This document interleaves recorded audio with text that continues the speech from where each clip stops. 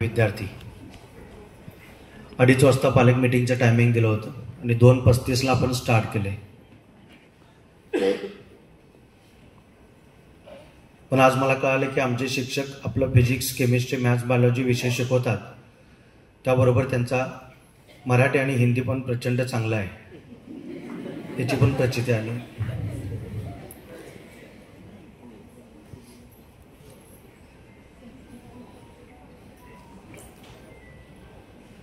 पूर्वीचं 2005 किंवा 16ला KCB स्थापन झाली, 5ला मी क्लासेस सुरू केले. पण निश्चितपणे पारंपरिक शिक्षण पद्धतीमध्ये बदल करून स्टेट बोर्ड, स्टेट बोर्ड असं बरेचसे चेंजेस करून आपण इथंपर्यंत आलो आहे. त्यामुळे हा ब्लॉकबस्टर रिझल्ट यावर्षी आम्ही 2025ला देऊ शकलो. रिझल्टबद्दल तुम्ही सर्वजण ज्ञात असाल. पण एवढं सगळं करत असताना सकाळी 6 वाजल्यापासून रात्री 8:30 पर्यंत किंवा 10:30 पर्यंत आणि काही बॅचेसना 12 पर्यंत करत असताना KCB पूर्ण काळजी घेते की कुठलाही विद्यार्थी बर्डनमध्ये राहता कामा नये, नो हॅरॅसमेंट, हसत खेळत शिक्षण झालं पाहिजे. या ब्रीदनं आम्ही हे PCMBचं टीचिंग करत असतो. KCB ब्रँडचं मुख्य कारण म्हणजे हा ऑल इंडिया स्टाफ. आता सर्वांनी आपलं आपलं मनोगत व्यक्त केलं, KCBमध्ये काय घडते सांगितलं आहे. पण आज जी पालक मीटिंग ठेवलेली आहे, ॲक्च्युली आपण ज्या पालक मिटिंगा घेतो अकॅडमीमध्ये अकॅडमिक सेशनसाठी, त्या सब्जेक्ट वाईज घेतल्या जातात. म्हणजे PCMची पालक मिटिंग वेगळी असते आपल्या 15 नंबर हॉलला, PCBची पॅरेंट्स मिटिंग वेगळी असते. 2 वर्षापूर्वी फक्त पालकांची मिटिंग व्हायची. मग 2 वर्षापूर्वी काही पालकांनी सांगितलं 2023 पासून की सर विद्यार्थ्याबरोबर मिटिंग होते, आणि म्हणून आपण पालक आणि विद्यार्थी अशी मिटिंग घ्यायला लागलो. आपल्याकडे 4 डिव्हिजन आहेत, B1, B2, B3, B4. तर B1 आणि B2ची पहिला पालक मिटिंग घ्यायचं ठरलं. मग B3, B4, तसंच M1, M2 आणि M3, M4 असे 4 पालक मिटिंगा होत्या. पण पहिली जी पालक मिटिंग असते ती की काय करायचं आणि काय नाही करायचं हे समजण्यासाठीची ही पालक मिटिंग आहे. आता मी तुम्हाला किंवा असं आमच्यातलं टीचर कुणाला तुम्हाला मार्क विचारणार नाही निश्चितपणे की हा मार्क, हे मार्क चांगले किंवा हे मार्क वाईट. तसं आर्य सरांनी सांगितलं वो नीचे आएगा 270 वाला आणि 170 वाला 140 वाला काय करायचं की आपलं जे स्कोर आहे ते मेंटेन करण्याचा प्रयत्न करायचा आहे. पहिला पेपर तसा सोपा होता, ग्रँड टेस्ट झाली. फक्त मी एवढं म्हणेन की अरे बाळांनो, उद्या पेपर आहे म्हणून तुम्ही आज जसा अभ्यास करताय असा अभ्यास जर रोज केला तर बक्षीस न्यायला या स्टेजवर येणार. पेपर झालेल्या दुसऱ्या दिवशी तुम्ही कसा अभ्यास करताय याच्यावर मॅटर होतंय की तुम्ही डॉक्टर होणार की नाही होणार. पेपर झालेल्या दुसऱ्या दिवशी म्हणतोय मी, नाही तर आमच्या मुलांचं असतंय पेपरच्या 2 दिवस अगोदर रात्री 12, 1, 2, 3, काही जण तर पेपरच्या आदल्या दिवशी दांडी मारतात. जे नीट CET ते असं 1 दिवसाचा खेळ आहे का की मी आदल्या दिवशी मी अकॅडमीला दांडी मारली आणि म्हणून माझा रँक येणार आहे. त्याचं नॉलेज आणि त्याची स्मरणशक्ती पण तेवढीच 1 दिवसापुरती राहते. किंबहुना मी वर्गात पहिला येणार आहे, पहिला यायचं आहे, हे इच्छाशक्ती चांगली आहे. पण मीच पहिला हे घातकपण आहे. या पॅरेंट्स मीटिंग मध्ये मी निश्चितपणे KCB काय करते तुम्हाला माहिती आहे. तुम्ही माहिती घेऊन ऍडमिशन घेतलंय, पण आता काय करायचं एक्झॅक्ट ह्या स्टेजला काय करायचं आहे.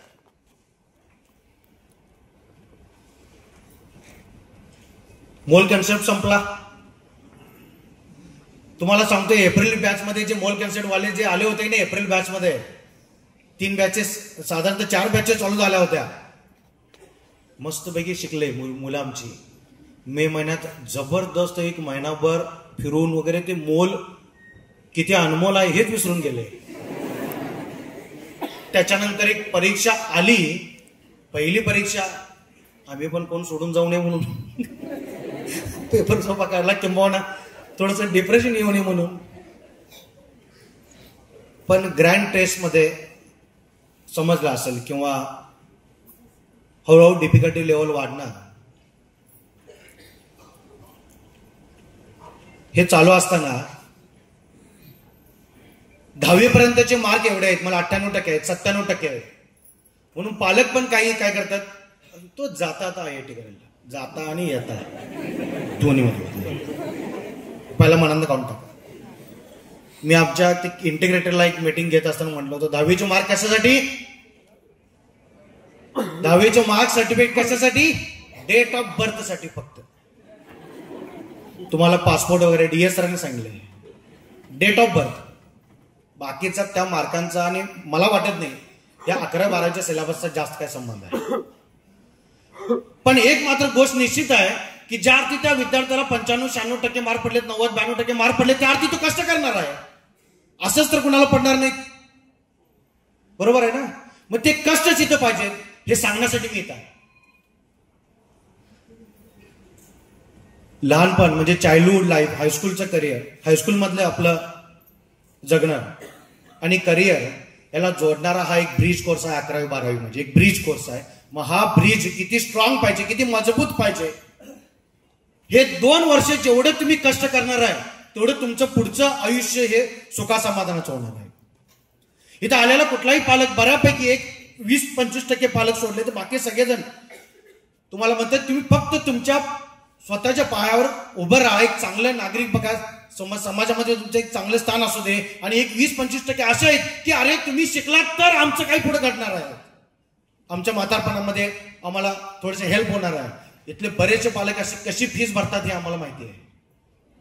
ह्याची जाणीव विद्यार्थ्याला सतत पाहिजे. जे विद्यार्थी हॉस्टेलला येऊन राहिलेले आहेत त्या विद्यार्थ्यांना तर तुम्ही कुठून आला, काही विद्यार्थी मुंबई ठाण्यातून आलेले आहेत, काही पुण्यातून आलेले आहेत, पणजीमधनं पण काही विद्यार्थी आले. तुम्हाला तुमच्या हायस्कूलच्या वरांड्यामध्ये किंवा हायस्कूलमध्ये असताना मी एकदा मोल कन्सेप्ट शिकवत असताना म्हटलं होतं की मी शाळेत पहिला आहे. इथं आल्यानंतर कळालं असेल इथं शहरात सवाशेर भरपूर आहे. ज्याच्या चेहऱ्याकडे बघितलं होतं जे शेंबडे पोरगं वर्गात पहिला आले हे ग्रँटेशन नंतर कळते, म्हणजे ही शेंबडे येतच. इथे दिसण्यावर काही नसते. हे तुम्ही 50 ग्रॅम किती ऍक्टिव्हेट ठेवलाय, किती दिवसभर कष्ट करताय त्या ध्येय गाठण्यासाठी, याच्यावरती ठरलेलं असतंय की तुम्हाला फायनल एक्झामला किती स्कोर होणार आहे. 11वी रिलॅक्स राहण्याचं वर्ष नाही, हा माझा पहिला मुद्दा आहे. IIT, NIT किंवा मेडिकलला जायचं असेल तर 11वीला ज्याला जास्त मार्क आहे त्याचा मार्ग सुकर होतोय. विचार करा, गेल्या वर्षी यावेळेचं तुम्ही 10वी मध्ये एंट्री करून एक तुमचे 2-3 टॉपिक झाले होते. 1 वर्षानं बरोबर आज तुमचं 10वी संपून सगळे 11वीचे 4-5 टॉपिक, प्रत्येक सब्जेक्ट 4 तरी टॉपिक झाले. आणि ह्याच्यापेक्षा फास्ट लाईफ कसं आहे, पुढच्या जुलैमध्ये यावेळचा तुमचा सगळा JEE नीटचा साधारणतः 85 ते 90% सिलेबस संपलेला असणार आहे. ह्या स्पीडचा अंदाज आहे का तुम्हाला?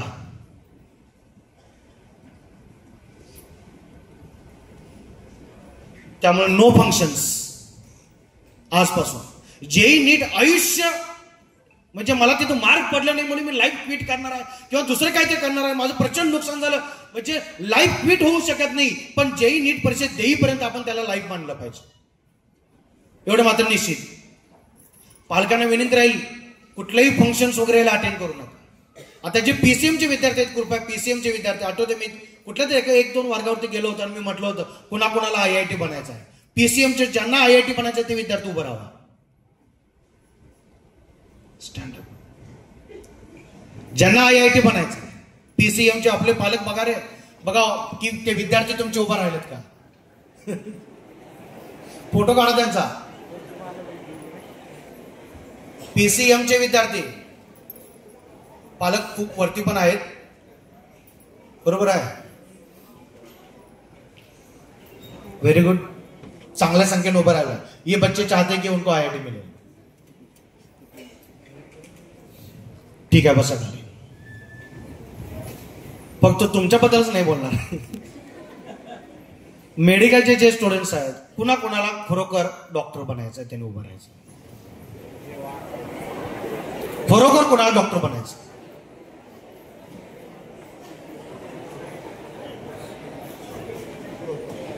कोण बसले का बघा आपले पालक विद्यार्थी, कोण अजून तो उगाच आलोय. मुलांनी मागं बघायला काय हरकत नाही तुमचे पालक असतील तर. मी उभा राहिलो सांग. ओके बसा खाली. असं का केलं असेल मी? गेल्या वर्षीच्या 11वीच्या पहिल्या पालक मीटिंग मध्ये पण मी असाच प्रश्न उभा केला होता आणि असेच विद्यार्थी उभा राहिले होते सगळे. त्याच्या गेल्या वर्षी पण असं राहिले होते. आणि आयआयटी म्हणून आम्ही इथे एंट्री केलो, पण आम्ही किती राबलो, काय केलो, किती टीचर्सना भेटलो.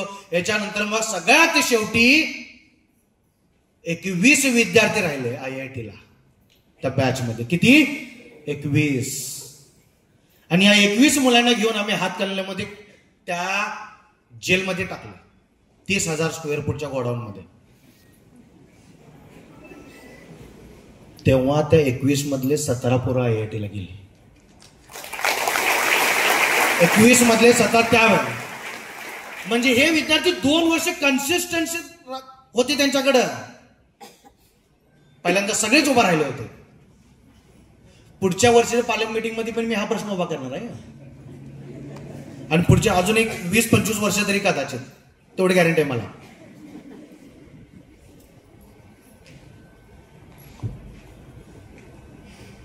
एक लक्षात ठेवा, कुणीच तुमचा पराभव करत नाही. कुणीही तुम्हाला कमी लेखू शकत नाही. कमी लेखलं, तुमचा पराभव झाला तर फक्त तो तुमच्यामुळेच होणार आहे. आणि जर तुम्ही तुमच्या ध्येयापर्यंत पोहोचला, फक्त तो तुमच्यामुळेच होणार आहे. जर तुम्ही मनात ठरवलं की मला डॉक्टर बनायचं आहे, मनात ठरवलं की मला आयआयटी व्हायचं आहे, मला टॉपमोस्ट सीओईला कॉलेज मिळवायचं आहे, तुम्ही मनात ठरवला तर तुम्ही होणारच. कुठलीही गोष्ट 2 वेळा घडते. कोणतीही गोष्ट 2 वेळा घडते. पहिली आपल्या मनात आणि मग दुसरी प्रत्यक्षात. मनातच नाही आहे व प्रत्यक्षात कधीही येणार नाही. आयआयटी, एनआयटी, सीईटी आणि नीट या परीक्षेबद्दल थोडीशी माहिती सांगणं मी महत्वाचं समजतो. पीसीएमच्या विद्यार्थ्यांसाठी जेई मेन्स ही जी परीक्षा आहे, ह्या जेई मेन्स परीक्षेमधून तुम्हाला national institute of technology NIT मध्ये ऍडमिशन मिळत आहे. जेई मेन्स मधून एनआयटीला ऍडमिशन मिळणार आहे. जेई मेन्स एक्झाम झाली, त्याचा निकाल लागल्यानंतर काही कट ऑफ पर्सेंटाईल येत आहे. तो कट ऑफ येतो. त्या कट ऑफच्या वरती जे विद्यार्थी आहेत त्यांना जेई ऍडव्हान्स परीक्षा तुम्ही क्वालिफाय झाला आणि जेई ऍडव्हान्स ज्यांनी क्रॅक केलेला आहे त्यांना आयआयटी मिळणार आहे, इंडियन इन्स्टिट्यूट ऑफ टेक्नॉलॉजी. म्हणजे जेई मेन्स मधून एनआयटीला प्रवेश मिळतो, तर जेई ऍडव्हान्स मधून आयआयटीला प्रवेश मिळतो. 2004 साली एक लेख आला होता की समजा आयआयटी क्लोज झालं एक 96.10%ला, तर याचा अर्थ 96% पडलेला मुलगा काय म्हणताय? काय त्या आपल्या देशाची संपत्ती नाहीये? खरोखरच म्हणताय का तो? नाहीये, 100% नाही. कदाचित तो दिवस त्याचा नसेल, कदाचित तो आजारी असेल. मग अशा आयआयटीला ऍडमिशन न मिळाल्या विद्यार्थ्यांसाठी रिजनल इन्स्टिट्यूट चालू झाला आहे एनआयटी, ज्याची ऍडमिशन व्हायला लागले AIEEE मधून, all India engineering entrance exam, ज्याला आपण जॉईंट एंट्रन्स एक्झाम जेई म्हणतो. आणि काही जणांची इच्छा असते की मी महाराष्ट्राच्या बाहेर जाणार नाही किंवा मला महाराष्ट्राचं टॉपचं कॉलेज पाहिजे. अशा विद्यार्थ्यांसाठी कॉमन एंट्रन्स टेस्ट म्हणून सीईटी एक्झाम असते. सीईटी परीक्षा ही 200 मार्कांची आहे. Physics 50 mark, chemistry 50 mark, mathematics 100 marks. ही परीक्षा कॉम्प्युटर बेस्ड टेस्ट आहे. तर जेई परीक्षा पण ऑनलाईन असते. 300 मार्कांची परीक्षा असते. Physics 100 mark, chemistry 100 mark, mathematics 100 mark. 300 मार्कांची परीक्षा ही साधारणतः भारतामध्ये 5 दिवस घेतली जाते. जानेवारीमध्ये 5 ते 6 दिवस आणि एप्रिलमध्ये 5 ते 6 दिवस, असं 2 वेळाला एक्झाम होते. 2 पैकी जो तुमचा बेस्ट स्कोर आहे त्याच्यामधून तुम्हाला ऍडमिशन मिळणार आहे. पण नीटला जे पीसीबीचे विद्यार्थी आहेत तुम्हाला एकच एक्झाम असते. कदाचित यावर्षीपासून चालू आहे, पण अजून काही तसं सर्क्युलर नाही आलेलं. नीट एक्झाम ही ऑफलाईन एक्झाम आहे, कॉम्प्युटरवरती नाही आहे. नीट एक्झाम 720 मार्कांची, फिजिक्स 180, केमिस्ट्री 180 आणि बायोलॉजी 360 मार्क. पण नीट डॉक्टर होणे, डॉक्टर म्हणजे पृथ्वीवरचा चालता फिरता देव असं म्हणतोय मी. जेव्हा आपण आजारी पडलेला असतो तेव्हा मंदिरात नाही जात, तेव्हा जातो डॉक्टरांच्याकडे. आपण हे सर्वजण प्रार्थना करतो, मीही करतो, पण त्यावेळेला मात्र आपण दवाखान्यातच जातो. म्हणजे आपल्याला बरा करणारा हा चालता फिरता देव आहे डॉक्टर म्हणजे. एखादी मूर्ती घडत असताना किती अनेक अनवॉन्टेड पार्ट काढले जातात ना, त्यावेळेला ती आकर्षक सुबक मूर्ती होती जिथे आपण नतमस्तक होतोय. तेव्हा अशा अनेक निगेटिव्हिटीज मनातून काढायला पाहिजेत आणि पूर्ण ताकदीनिशी उतरायला पाहिजे नीट परीक्षेला. आणि पीसीबी स्टडी करणाऱ्या विद्यार्थ्यांसाठी मी सांगू इच्छितो, मुली थोड्या जास्त आहेत पीसीबीला, आपलं आयुष्य बायोलॉजीमध्ये घालवायचं नाही. मी एस के सरांची माफी मागून होतो की ज्याला फिजिक्स केमिस्ट्रीला मार्क पडले त्याला स्टेटोस्कोप मिळालाय. लक्षात घ्या पालकांनो आणि सर्व विद्यार्थ्यांना, ज्याला फिजिक्स केमिस्ट्रीला मार्क पडले त्यालाच स्टेटोस्कोप मिळतो, पण बायोलॉजीचा स्कोर कमी करून नाही. हेही तितकंच करा. तुम्ही बघा पीसीबीची मुलं अभ्यास करत असताना सतत, मी जेव्हा स्टडीरूमला नजर टाकतो ना, तर 10 मधला नाही, 20 मधला नाही, 50 मुलांच्या पैकी साधारणतः 45-47 मुलांच्या समोर बायोलॉजी असते. आणि मी आपला हुडकत असतोय की कोण केमिस्ट्री घेतलंय काय. फिजिक्स वाले तर शक्यतो नसतातच पटायचं स्टडी हाऊसला. कदाचित ते घरात करत असतील फिजिक्स जास्त. आजपासून आपल्या नावाच्या अगोदर डॉक्टर लावायला चालू करा. डॉक्टर जान्हवी चौगुले अशी एक नेमप्लेट तयार करा तुम्ही घरामध्ये, त्याच्या खाली तुमची डिग्री लिहा आणि रोज रात्री झोपत असताना त्याच्याकडे बघायचा आणि शक्य झालं तर तिथे एखादा 400-500 रुपयाचा स्टेटोस्कोप लावा. होय, 400 रुपयाला पण मिळतोय, 1000 रुपयाला पण मिळतोय, 2000ला पण असतो आणि उरसात पण असतो.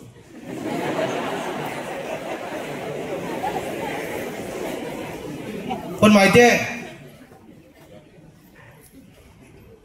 कुठल्या ज्वेलरी शॉप मध्ये स्टेटोस्कोप मिळतोय का? कुठे पीएनजी मध्ये वगैरे नाही मिळत. पण जेव्हा तुमचा मुलगा किंवा तुमची मुलगी किंवा हे विद्यार्थी स्टेटोस्कोप घालून येतील तेव्हा 50 तोळे सोनं फिकं पडेल त्या स्टेटोस्कोप. हे लक्षात ठेवा, 50 तोळे सोनं फिकं पडेल.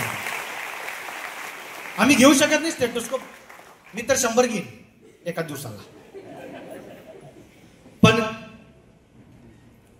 ते माझ्यासाठी नाही किंवा माझी लायकी नाही. मग डॉक्टर स्वप्न ठेवून तुम्ही इथं आलाय तर त्यासाठी आपण दिवसभर किती केलो, काल काय केलं याचा विचार करायचा. रोज त्या स्टेटोस्कोप कडे बघून स्वतःला विचारायचं. पीसीएमच्या विद्यार्थ्यांनी तुम्ही तुमचं नाव लिहायचं, ER इंजिनियर, त्या खाली तुम्हाला काय बनायचं आहे, कुठल्या IITला जायचं आहे, काय लिहा की तुम्ही.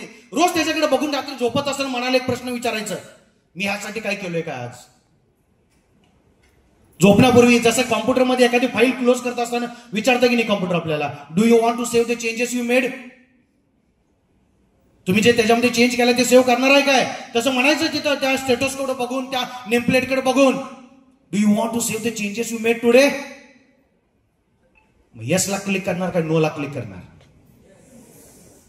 हे फक्त पेपरच्या आदल्या दिवशी नको, हे रोज व्हायला पाहिजे. आणि अशा विद्यार्थ्याला देवही रोखू शकत नाही फायनल एक्झामच्या झाल्यानंतर त्या ऍडमिशन मिळण्यापर्यंत ते सीट बुक करणार.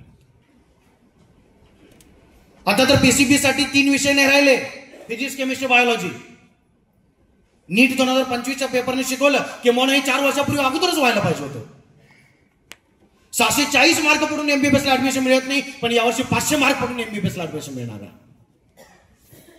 पेपर डिफिकल्ट आला काय, फक्त माझ्यासाठी आला डिफिकल्ट, फक्त केसीबीच्या विद्यार्थ्यांसाठी आला डिफिकल्ट. तो डिफिकल्ट साऱ्या भारतासाठी होता.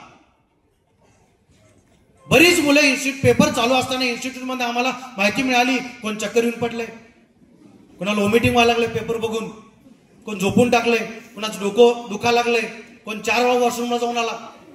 फॅक्ट आहे. पण काही मुलांनी स्माइल दिली आणि म्हटलं, अरे सरांनी सांगितलं होतं तर सगळ्या भारताची वाट लागणार,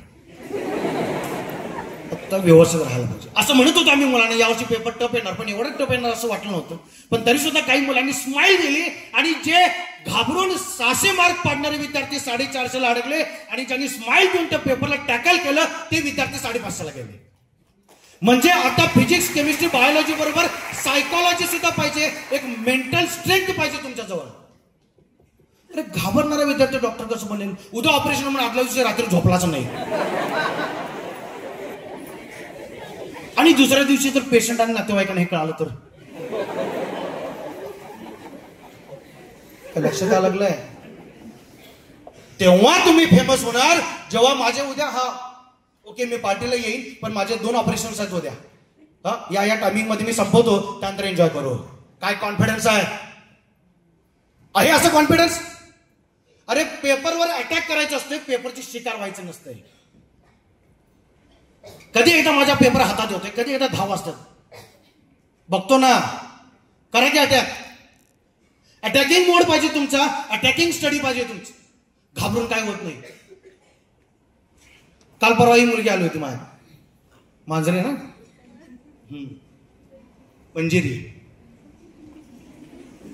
तिला फक्त एवढं म्हटलं की तुम्ही पेपर काय होणार आहे याचा विचार करायचा नाही किंवा आता सध्या मार्क मॅटर करत नाही, तुमचा ऍटिट्यूड मॅटर करणारा परीक्षेकडे बघण्याचा ऍटिट्यूड.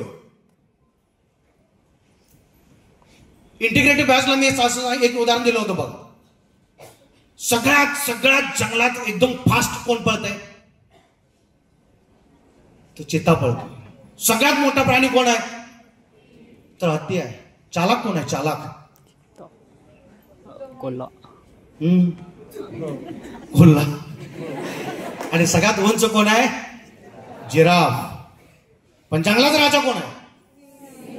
सिंह आहे. चालाक आहे, फास्टेस्ट आहे, टॉलेस्ट आहे, लार्जेस्ट आहे नाही आहे, पण तरी पण तो जंगलाचा राजा आहे. का? तर मानतोय तो स्वतःला मी जंगलाचा राजा आणि बाकीच्याने ऍक्सेप्ट केले. मानतोय तो मी जंगलाचा राजा आहे, बाकीच्या सगळ्यांनी ऍक्सेप्ट केले. रे अरे इकडनं हत्ती आला, इकडनं आला बघा सिंह आला, दोघांची नजर भेटलेली आहे. काय होतंय? हत्ती थोडा मागं सरकतोय. सगळ्यात मोठा तर तो आहे, पण सिंह काय म्हणतोय? It's my lunch, it's my lunch. असा अटॅकिंग मोड पाहिजे. हे जेही नीट काय करून म्हटलं, मी रोज अभ्यास करायला लागलो तर मला अवघड जाणार, 100% जाणार नाही आहे. मी मनात हारलो तर जेही नीट मध्ये हारलो, मनात नाही हारलो तर नाही. भेटतो ना मी टीचर्सना. आणि ह्या सगळ्या वाटचालीमध्ये सर्वात मोठी अडचण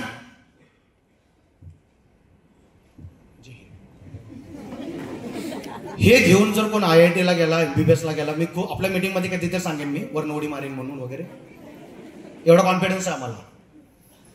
हळूहळू मुलं म्हणायला चालू करतात की म्हणजे 12वीला गेल्यावर माझा बॅकलॉग राहिलाय, आणि ते बॅकलॉग रिपेअर करण्याच्या नादात प्रेझेंट आणि फ्युचर परमनंटली खराब करून टाकतात. रिपीटर बॅचला पूर्वी किती विद्यार्थी असायचे? 30-40. आज 200 आहे, त्यातले 150-60 हे वापरून आले. तुम्हाला 2 वर्ष अगोदर जागा करायला लागलोय मी. हे बघितल्यावर वाटतंय लेक्चर चांगला आहे, लेक्चर चांगला आहे, असं तसं. हो, त्यातलं कोण एकटा बाहेरून म्हटलाय, हा अरे जाधव तुझा DPP परवादिवशी घेतो, कोण म्हणणार नाही. इथं जे आम्ही सिक्वेन्स मेंटेन करतोय, गरज पडली तर त्या टॉपिकचं, त्या कॉन्सेप्टचं रिव्हिजन करतोय, त्याच्यावर 4-4, 5-5 टेस्ट घेतोय. तुम्ही डाऊट घेऊन जेव्हा टीचरना भेटताय तर टीचरना समजतंय की हा विद्यार्थी कंटिन्युअसली कशामध्ये मिस्टेक करायला लागलाय. थेरॉटिकल पार्ट चुकायला लागलाय, न्यूमेरिकलचे कॅल्क्युलेशन मिस व्हायला लागलेत, का त्याचा कॉन्सेप्ट चुकीचा आहे, काय नको तो स्टडी विद्यार्थी करायला, कारण काय करायचं नाही हे समजणं सुद्धा एक शहाणपणा आहे. मग जेव्हा तुम्ही टीचर्सना भेटाल तेव्हा हा शहाणपणा तुम्हाला येईल. कृपया पालकांना नम्र विनंती, जर तुम्ही मोबाईल विद्यार्थ्यांना दिला तर निश्चितपणे, आता नाही पण फ्युचरमध्ये त्यांचा स्कोअर निश्चितपणे कमी येईल. आणि विद्यार्थ्यांनी याच्या मागणी करू नये. हा, ही गोष्ट कशाची आहे?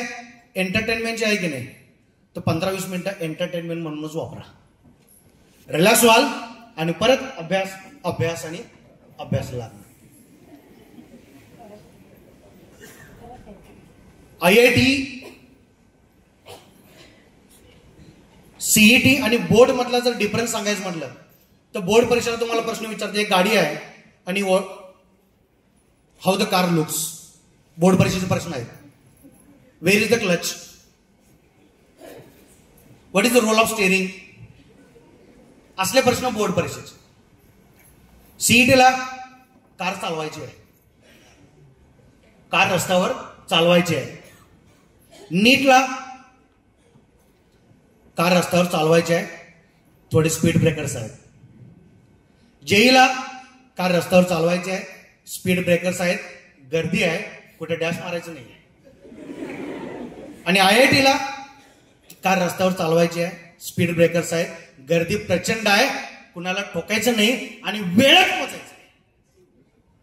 दिस is the difficulty level of this exams.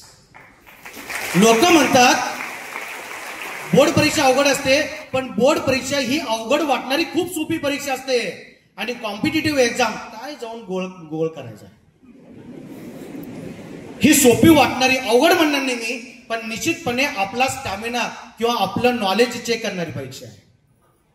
मग आपलं प्लॅनिंग पण तसं पाहिजे आणि हे प्लॅनिंग तुम्हाला दर्जेदार करून देण्यासाठी आमची टीम तयार आहे. पर्सेंटाईल तेवढं सांगतो मी. पर्सेंटेज म्हणजे 100 पैकी किती मार्क पडले. पण पर्सेंटाईल मागाशी मी म्हटलं की 5 दिवस परीक्षा झाली. सकाळी 9 ते 12 एक पेपर आणि 2 ते 5 एक पेपर. जेई मेन्स किंवा CET वाल्यांसाठी सांगतो. PCM चे विद्यार्थी एका दिवशी 2 वेळा परीक्षा असते. समजा माझ्या मुलगाचा नंबर आज सकाळी पडला 9 ते 12 सेशनला,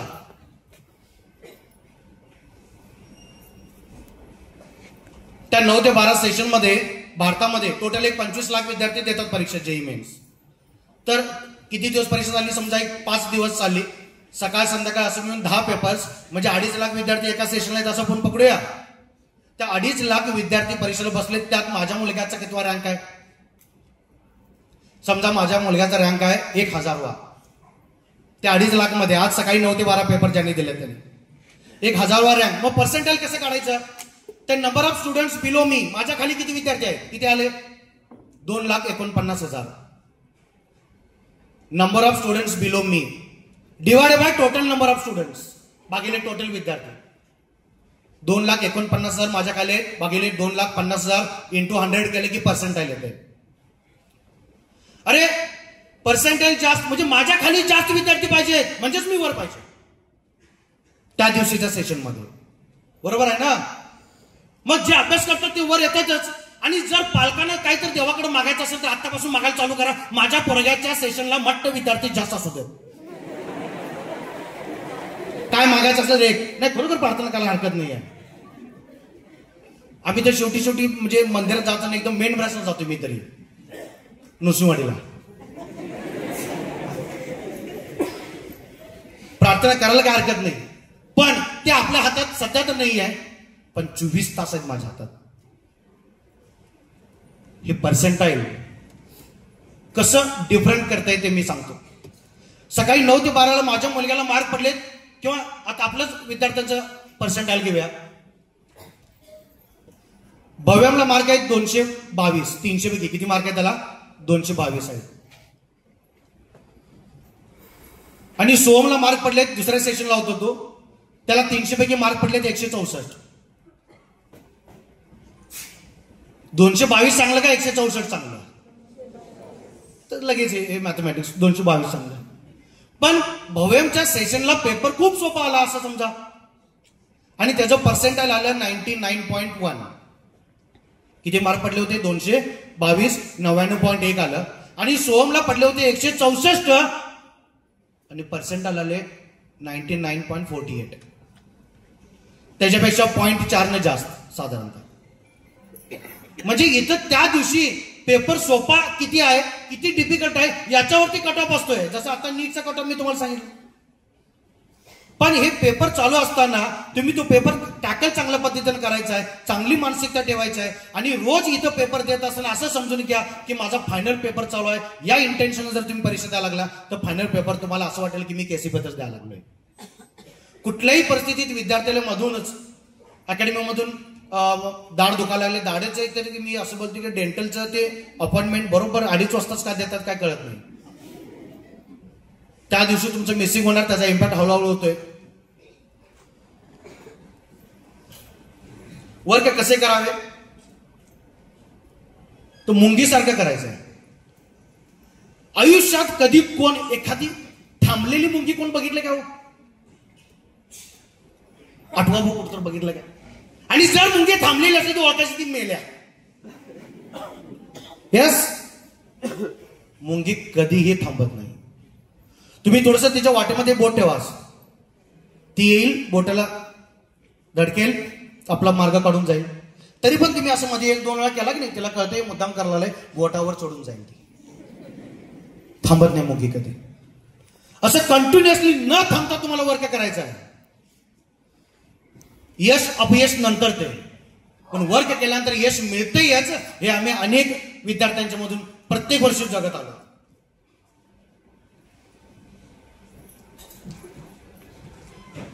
fight for your dreams, the dream will fight for you. कारणे सांगू नका बिलकुल, माझी बुद्धीच एवढी आहे, मी गरीब आहे. अरे उलट चांगला आहे ना, देवाने तुला श्रीमंत होण्यासाठी दिलेली संधी आहे. लक्ष द्यायला लागलंय. मग या संधीचा फायदा घ्यायचा. संधी ही तुम्हाला असं सांगून येत नाहीये. ऍक्च्युअली असं म्हटलं जातं बघा, waiting for an opportunity is just like waiting for a bus at railway station. Bus railway स्टेशनवर येत नाही, तसं संधीची आपण वाट बघायची नाही, संधी क्रिएट करायची असते, ती ऑपॉर्च्युनिटी क्रिएट करायची असते. आणि मला खात्री आहे की निश्चितपणे आमचे विद्यार्थी आजपासून एक व्यवस्थित घरामध्ये जाऊन प्लॅन करतील, तुमचे नेमप्लेट करतील, रोज त्या नेमप्लेटसाठी लढतील, पालक त्यांना सपोर्ट करतील. 100% 2027 मिरवणूक जल्लोष काय म्हणतात DS जुलूस जसा रिझल्ट आहे का. ही ताकद आहे या बॅच मध्ये, ही ताकद आहे. आणि आम्हाला एवढा कॉन्फिडन्स आहे म्हणून तर आम्ही एवढा आत्मविश्वासपूर्वक तुम्हाला सांगायला लागले की एवढी विद्यार्थी 200च्या वर तर मी आजपर्यंत कुठल्या बॅच मध्ये बघितलेलं नाही. जेईला नीटला आलेच सुरुवातीला 650, 670, 680 मार्क, 700 मार्क पर्यंत पोहोचले. तुमचं फक्त कुठं चुकायला लागलंय हे रोजच्या रोज बघा. Every successful person has a painful story. Every successful person has a painful story and every painful story has a successful ending. So my dear friends, accept the pain and get ready for the success. Success साठी तयार राहायचं. एक छोटीशी एक शक्य कसं आहे सांगण्यासाठीची मी एक बोधकथा 2 मिनिटात सांगतोय. निगेटिव्हिटी तुमच्या मनात नसेल तर हे कसं शक्य आहे. एक 8 वर्षाचा आणि एक 12 वर्षाचा मुलगा, 2 प्रचंड एकमेकाचे चांगले मित्र आहेत. फक्त क्लासरूम मध्ये वेगवेगळ्या वर्गात बसतात, पण शेजार शेजार राहतात, एकत्र राहतात, खातात, जेवतात. एक दिवशी ते त्यांच्या खेड्यामध्ये बाहेर लांब माळावरती पतंग उडवत उडवत उडवत गेले आणि इतके गुंग होते आणि तो 12 वर्षाचा मुलगा विहिरीत पडला. आता विहिरीत पडल्यानंतर त्याला वरती काढायला पाहिजे, पायऱ्या नाहीये. हा 8 वर्षाचा मुलगा इकडे तिकडं शोधायला लागलाय, कोण दिसतंय का. तो खालून ओढायला लागलाय, मला वाचव मला वाचव, याला कोण दिसणं झालंय. हा इकडे तिकडे विहिरीच्या आजूबाजूला जाऊन बघतो, त्याला एक रस्सी दिसते. ती दोर काल्पनिक आहे, पण याच्यामध्ये खरोखर मरभास आहे की ती दोरी त्याला टाकतो आणि तो त्याला खेचायचा प्रयत्न करतो, पण शक्य होत नाही, याची ताकदच पुरत नाही. 5 मिनिटं झाले, 10 मिनिट झालं, तो त्या मुलग्याला वरती काढायचा प्रयत्न करायला लागलाय. ताकद पूर्ण. एक तरी स्टेज अशी आली की आता तो खालचा वर यायच्या ऐवजी हा वरचा खाली जातो की काय, अशी स्थिती आली. पण तरी सुद्धा एक अर्धा तास झाले, 40 मिनिट झालं, 45 मिनिट झालं, तो त्याला प्रयत्न करायला लागलाय. तो सुद्धा खालचा विद्यार्थी वरती येण्याचा प्रयत्न करायला लागलाय. आणि मग एक साधारणतः 50-60 मिनिटांच्या अंतरानं तो विद्यार्थी तो मोठ्या विद्यार्थ्याला बाहेर काढतोय त्या विहिरीमधून आणि जीव भांड्यात पडतोय. पण प्रश्न असा आहे की आता घरी जाऊन सांगायचं काय. कोण विश्वास ठेवणार. चांगलं म्हणतील की वाईट म्हणतील, पण तरी घरी तर जाऊन सांगायलाच लागतं. आणि एक घरात जाऊन सांगतात की असं असं झालं तर सगळे घरातले हसायला लागतात. काहीतरी बनवू नकोस, काही खोटं बोलू नका. हा कशाला त्याला वाचवू शकतो, याची शरीर असते बा किती मोठा आहे हा 8 वर्ष मुलगा, त्याला वाचवू शकत नाही असं म्हणतात. सगळे असतात, पण यांना वाईट वाटायला चालू होतंय. शेजारी एक रिटायर झालेले गुरुजी असतात, ते म्हणतात की नाही, हे दोघं पण खरं सांगायला लागले की 100% या लहान मुलाने त्याला वाचवलेलं आहे. तर सगळे बोलतात हे शक्य कसं आहे, हे कसं शक्य आहे, तो एवढा छोटासा आहे, बरं ती विहीर किती खोल आहे, त्यानं कसं याला वरती काढला असेल, तर त्यानं कसं वरती काढलं असं नाही, तर त्यानं का काढलं हे महत्वाचं आहे, कारण हे अशक्य आहे असं सांगणार तिथं कोणच नव्हतं. हे अशक्य आहे असं सांगणार तिथं कोणच नाही. त्यामुळे तुमच्या मनामध्ये असं जर किंवा आजूबाजूला जर कोण म्हणत असेल की खूप अवघड आहे, जेई नीट खूप अवघड आहे, खूप अवघड आहे, स्माईल द्या, सोडून टाका.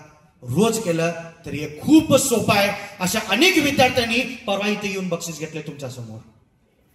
आणि मला विश्वास आहे की ही मुलं सुद्धा अशा सगळ्या निगेटिव्हिटीज बाजूला ठेवून प्रचंड हार्डवर्क करून